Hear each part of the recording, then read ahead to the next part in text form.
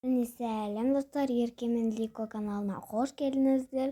Бүгін мен блини пісіретін боламын. Сеқымайды сковородкаға жағып, қазір мен блиниді құятын боламын.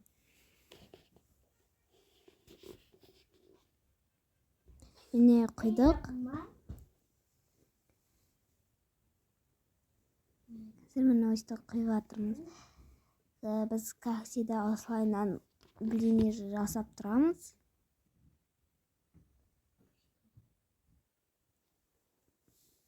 Қазір аламыз, кішкене ыңғайсыз тұр.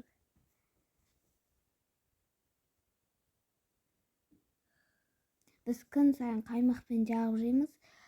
Сіздер де қаймақпен жағып жейсіздер.